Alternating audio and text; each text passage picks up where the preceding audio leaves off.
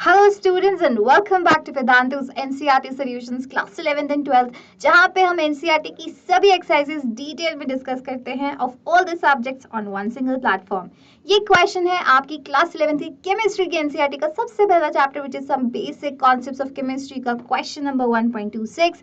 ये क्वेश्चन कहता है if 10 volumes of dihydrogen gas reacts with 5 volumes of dioxygen gas, how many volumes of water vapor would be produced? Okay, let's write down the equation first. सबसे पहले है हमने dihydrogen gas लिया, उसको dioxygen gas से react करवाया तो हमारे पास वाटर वेपर बनेगा। ये सब है गैसियस फॉर्म में, नीचे जी लिख देती हूँ। अब सबसे पहला काम है इस इक्वेशन को बैलेंस करना।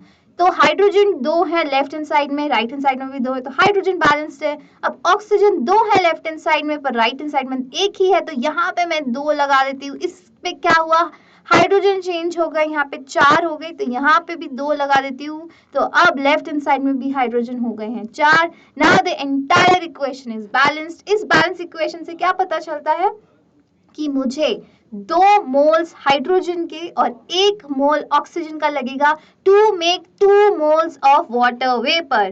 क्या पता चल रहा है कि मुझे 2 मोल्स चाहिए हाइड्रोजन के, 1 मोल चाहिए ऑक्सीजन का, जिससे मुझे मिलेगा 2 मोल्स ऑफ वाटर वेपर। मतलब कि हाइड्रोजन की मोल्स सबको दिख रहा है, हाइड्रोजन के नंबर ऑफ मोल्स और वाटर वेपर के number of moles are equal, 1:1 ratio के हैं, बल्कि ऑक्सीजन हमेशा हाफ है इन दोनों के नंबर ऑफ मोल्स।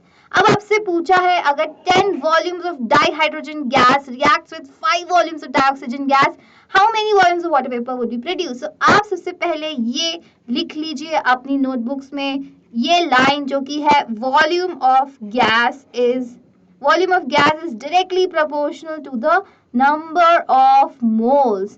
मतलब चाहे हम मोल्स की बात करें, चाहे हम वॉल्यूम ऑफ गैस की बात करें, बात एक ही है।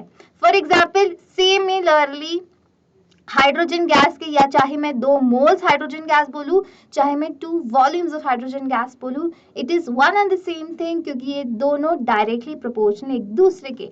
तो मैं दोबारा से इक्वेशन लिख देती हूँ जो कि है 2H2 plus O2 gives 2H2O। अब मुझे इक्वेशन में दिया हुआ है कि 10 वॉल्यूम्स ऑफ हाइड्रोजन गैस है और 5 वॉल्यूम्स ऑफ मेरे पास कितना है, oxygen gas.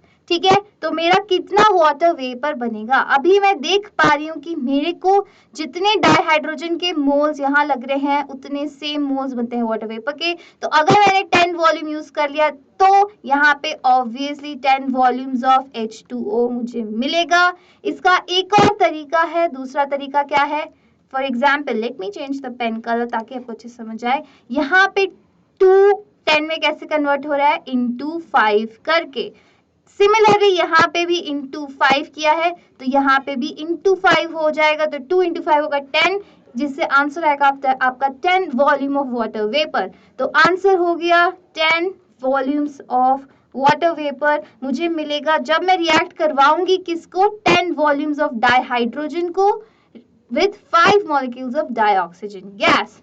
So this is your final answer. I hope you understood the question, you understood the concept. और फिर भी कोई doubts है तो let me know in the comment section below and I'll see you in the next video. Also don't forget to like and subscribe the channel. Bye bye.